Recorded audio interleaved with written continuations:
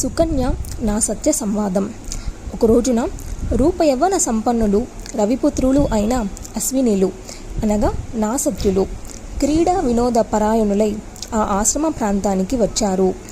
సమీప సరోవరంలో స్నానం చేసి తడిబట్టలతో మడిగా ఆశ్రమానికి నీళ్లు తీసుకువెళుతున్న సుకన్యాదేవిని చూశారు. దేవకన్యలా మెరిసిపోతున్న ఆమె సౌందర్యానికి ముగ్ధులయ్యారు. దగ్గరగా వెళ్ళి, గజగామిని, ఒక్క క్షణం నిలబడు. మేమిద్దరం దేవపుత్రులం.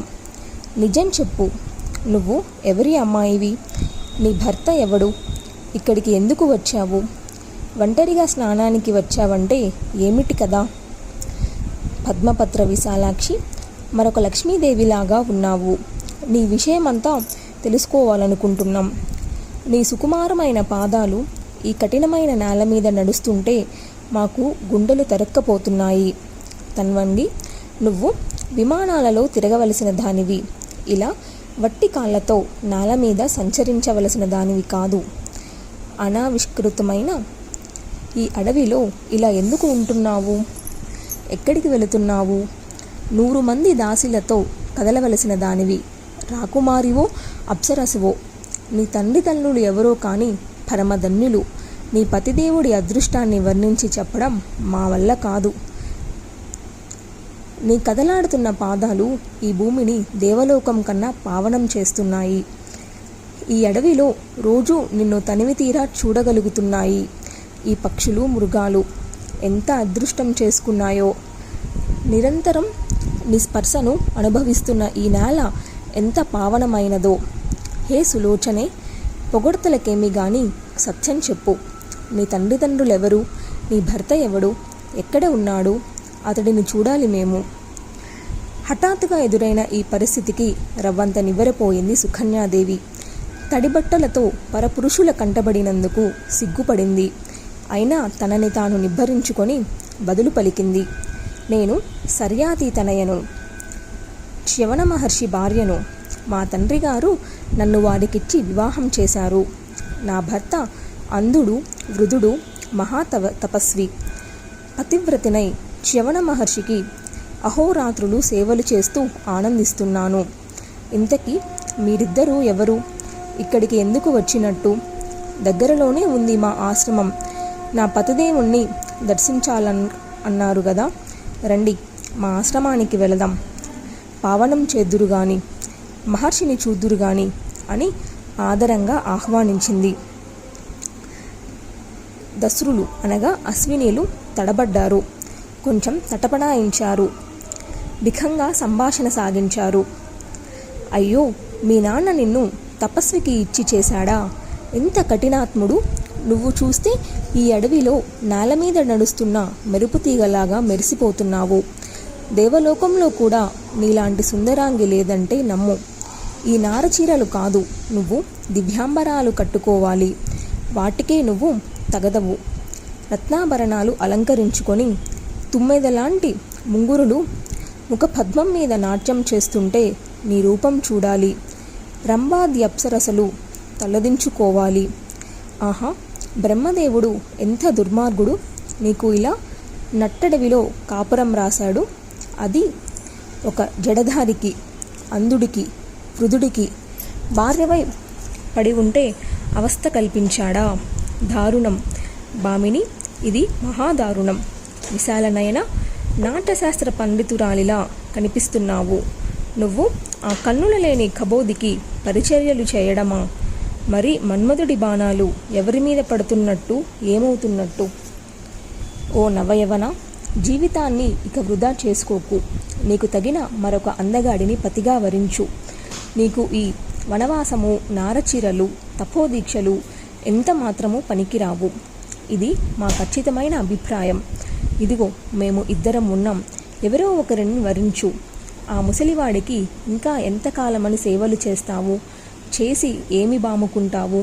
ఒక అచ్చట ముచ్చట సుందరాంగిని భార్యగా పొందగానే సరిపోయిందా? ఆలనా పాలనా చూడొద్దు. పోషించలేని మగడు ఒక మగాడేనా? నిన్ను సంరక్షించలేని ఆ నిర్భాగ్యుణ్ణి వదిలిపెట్టే. మాలో ఒకడిని వరించు. సర్వసుఖాలు, భోగాలు అనుభవించు. యవ్వనం స్థిరంగా కూర్చుంటుందనుకుంటున్నావేమో. పిచ్చిదానా, అదొక ప్రవాహం. గడిచిపోయాక విచారిస్తావు. అప్పుడు ఏమీ ప్రయోజనం ఉండదు. తెలుసుకో, మా మాట విను. చైత్రరథంలోనో నందనవనంలోనో విహరించు. నీ శుభలక్షణాలు చెబుతూనే ఉన్నాయి. నువ్వు రాజకుమారివని, రాజభోగాలు చెవిచీసిన దానివని. ఈ విజనారణ్యంలో అసలు ఎలా కాలం గడుపుతున్నావో మాకు అర్థం కావడం లేదు. ఓ పికభాషిని, ఓ చారువదన, ఓ మృగ శాబక చంచల నయన, ఓ రాకుమారి, దేవలోక భోగభాగ్యాలు నీకోసం ఎదురుచూస్తున్నాయి. అందుకో ఈ వనవాసము, ఈ వృద్ధాంద సేవ నీకు దుఃఖం అనిపించడం లేదు. వయస్సుని మనస్సును వంచుకోకు. ధైర్యంగా బయటపడు. మాలో ఒకరిని అంగీకరించు. ఆలస్యం చెయ్యకు. త్వరపడు. ఓ చంద్రముఖి, నువ్వు మల్లెపువ్వు కన్నా సుకుమారివి. నీళ్లు మోయడము, పళ్ళు తేవడము ఏమిటి ఈ చాకిరి? సేవలు చేయించుకోవలసిన దానివే కానీ చేయవలసిన దానివి కానే కాదు. అశ్వినీల మాటలకు సుకన్యకు భయం వేసింది. వణికిపోయింది. ఎలాగో ధైర్యం కూడగట్టుకొని మితంగా జవాబు చెప్పింది. మహానుభావులారా, మీరు దేవతలు, సూర్య భగవానుడు పుత్రులు, సర్వజ్ఞులు, సురసమత్తులు. నా వంటి సౌశీల్యవతిని మీరు ఇలా భావించడం తగదు. స్వయంగా ఇష్టపడి పెద్దల సమ్మతితో ఒక యోగీశ్వరుణ్ణి పరిణయమాడాను. నేను అపమార్గం తొక్కలేను. సర్వలోకద్రష్ట, సర్వకర్మసాక్షి అయిన దివాకరుడికి పుత్రులై జన్మించిన మీరు ఇలా మాట్లాడకూడదు. సమంజసం కాదు. నేను కులస్త్రీని. భర్తని విడిచిపెట్టి పరుణ్ణి వరిస్తానా? ఈ మాట అనడానికి మీకు నోరు ఎలా వచ్చింది? అసారమైన ఈ సంసారంలో ధర్మం ఏమిటో అధర్మం ఏమిటో ఏమాత్రం తెలుసుకోలేకపోయారా?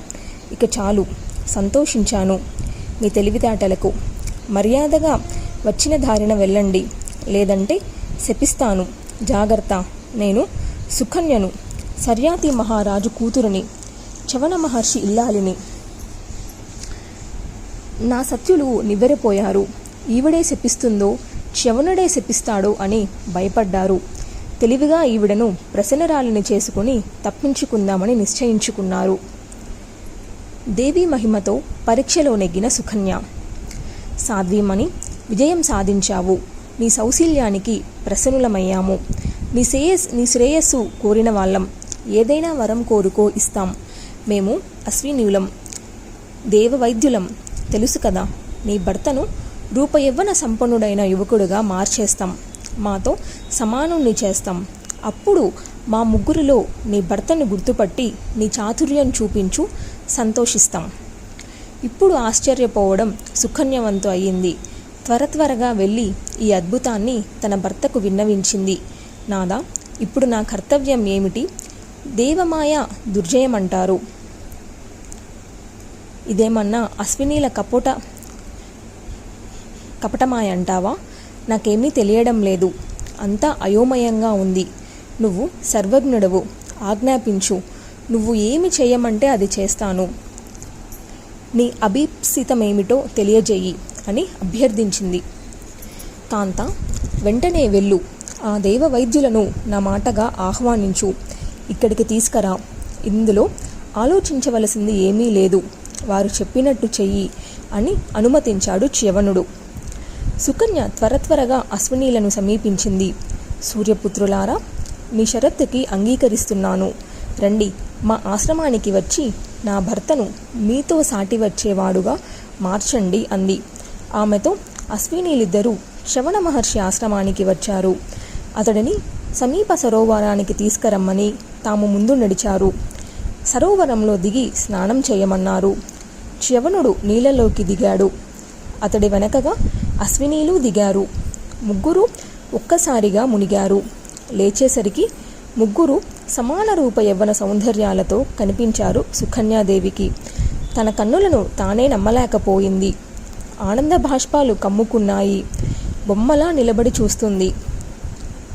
పరవర్ణిని, మా ముగ్గురిలో నీకు నచ్చిన భర్తను వరించు, అత్యంత ప్రీతిపాత్రుడు ఎవరో గుర్తించు అన్నారు ముగ్గురు కలిసి ఏకకంఠంతో. కంఠస్వరాలు కూడా ఒకేలాగున్నాయి. సుకన్యాదేవికి ఇది పెద్ద పరీక్ష అయిపోయింది. సంశయంలో పడింది. భర్తని గుర్తుపట్టలేక మదనపడింది. ఏమి చేయను, ఈ దేవతలు ఇంద్రజలం కల్పించారు. ఇది నాకు మరణావస్థలాగా ఉంది. పొరపాటున అశ్వినీలలో ఒకరిని వరించానంటే ఎంత ప్రమాదం, ఎలాగా అనుకుంటుంది. ఎంతకీ తెమలలేదు. దారి దొరకలేదు. విశ్వేశ్వరుని ధ్యానించింది. అమ్మా, నువ్వే దిక్కు. నా పాతిప్రత్యాన్ని కాపాడు. నీ పాదాలకు శిరస్సు వంచి మొక్కుతున్నాను. బ్రహ్మ విష్ణు మహేశ్వరులకు కన్న తల్లివి. జగత్తును సృష్టించి రక్షించే జగన్మాతవు. అజ్ఞానులకు జ్ఞానాన్ని, జ్ఞానులకు మోక్షాన్ని ప్రసాదించే సర్వేశ్వరివి.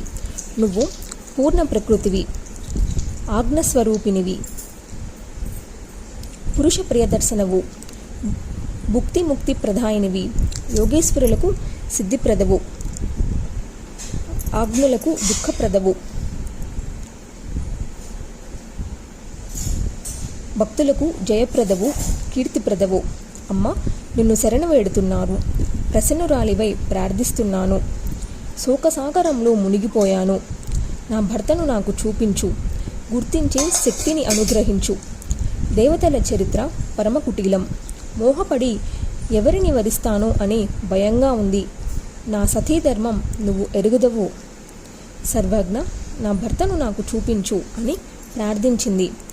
అమ్మవారు కరుణించింది. సుకన్యాదేవి హృదయంలో త్రిపుర సుందరి నిలిచింది. భర్తను గుర్తుపట్టే జ్ఞానాన్ని అనుగ్రహించింది. వెంటనే ఆ సాధ్వీమణి చవణుణ్ణి వరించింది. అశ్వినీలు సంతోషించారు. పాతివ్రత్యాన్ని అభినందించారు. వరాన్ని సఫలం చేసి వీడుకోలు తీసుకున్నారు. అందమైన రూపు, స్పష్టమైన చూపు పొందిన చవనుడు నవయవ్వనుడుగా సంబరపడుతూ, నసత్యులారా, ఇంతటి మహోపకారం చేశారు. సంసార సుఖాలను పొందే అవకాశం కల్పించారు. ఇంతకాలము అంధుణ్ణి, వృద్ధుణ్ణి, భోగహీనుణ్ణి ఈ సుందరాంగిని వివాహమాడి హింస పెడుతున్నానే అని గుండెలో దిగులు పడేవాణ్ణి. నాలో నేనే దుఃఖించేవాడిని. మీరు చూపు ఇచ్చారు, యవ్వనం ఇచ్చారు, అద్భుతమైన రూపం ఇచ్చారు. మీకు ప్రత్యుపకారం చేయాలని ఉంది. ఉపకారం చేసిన మిత్రుడికి ప్రత్యుపకారం చేయనివాడు నీచుడు. వాడి జన్మ వ్యర్థం, రుణగ్రస్తుడైనట్టే. అందుచేత ఓ అశ్వినులారా, మీరు కోరుకున్నది ఏదైనా ఇవ్వాలి అని నా తలంపు. రుణం తీర్చుకోనివ్వండి. సురాసురులకు అలభ్యమైనది, వినూతనమైనది మీ ఇష్టం ఏదైనా కోరుకోండి అని చ్యవనుడు నిర్బంధించాడు. మహర్షి, మా తండ్రి గారి అనుగ్రహం వల్ల మాకు కావాల్సినవన్నీ పుష్కలంగా లభిస్తూనే ఉన్నాయి. కోరుకోవలసింది ఏమీ లేదు. అయినా నీ సంతృప్తి కోసం ఒకటి అడుగుతున్నాం, నెరవేర్చు. దేవతలతో పాటు సోమపానం చేయాలని మా చిరకాల వాంఛ. దేవవైద్యులం కనుక మాకు అది నిషిద్ధ వస్తువయింది. మేరు పర్వతం మీద బ్రహ్మదేవుడు యజ్ఞం చేసినప్పుడు దేవేంద్రుడు మా ఇద్దరికి ఈ నిషేధం విధించాడు. అప్పటి నుంచి మాకు ఇది తీరని కోరిక అయ్యింది. నువ్వేమన్నా తీర్చగలిగితే ఈ చిన్న కోరిక తీర్చు అన్నారు అశ్వినీలు. అశ్వినీలారా, అదేంతటి మహాభాగ్యం, తప్పక తీరుస్తాను. మిమ్మల్ని సోమాపాయుల్ని చేస్తాను. ఇంద్రుడికి కోపం వస్తే వచ్చుగాక. అతడి సమక్షంలోనే మాట నిలబెట్టుకుంటాను. మా మామగారు శర్యాతి మహారాజు త్వరలోనే ఒక మహాయజ్ఞం చేస్తారు. అప్పుడు మీ కోరిక తీరుస్తాను. ఇది నా వాగ్దానం అన్నాడు చ్యవనుడు. అశ్వినీలు సంతోషించి వెళ్ళిపోయారు. సుకన్య చ్యవనులు ఆశ్రమం చేరుకున్నారు. వ్యాసమహర్షి సూర్యచంద్రుల వంశాల చరిత్రలను చెబుతుండగా శర్యాతి విషయం వచ్చి సుకన్య చ్యవనుల కథ విస్తరించింది. జన్మేజయుడు శ్రద్ధగా ఆలకించాడు. ఈ కథలో మరికొన్ని వివరాలు అడిగాడు. వ్యాసమహర్షి, దేవవైద్యులకు చ్యవనుడు సోమరసం తాగించాడా? మరి ఇంద్రుడు కోపించలేదా? దేవరాజబలంతో మానుష బలం పోటీపడి నెగ్గగలిగిందా? ఇది చాలా కుతూహలంగా కనిపిస్తుంది. వివరించవా? జన్మేజయ, తప్పకుండా వివరిస్తాను. విను. ఇది చాలా అద్భుతమైన కథ. దేవకన్య లాంటి సుకన్యతో శ్రవణ మహర్షి గృహస్థాశ్రమ ధర్మాలు నిర్వహిస్తున్నాడు. తన అల్లుడు సుందరకారుడయ్యాడని సర్యాతి దంపతులకు ఇంకా తెలియలేదు.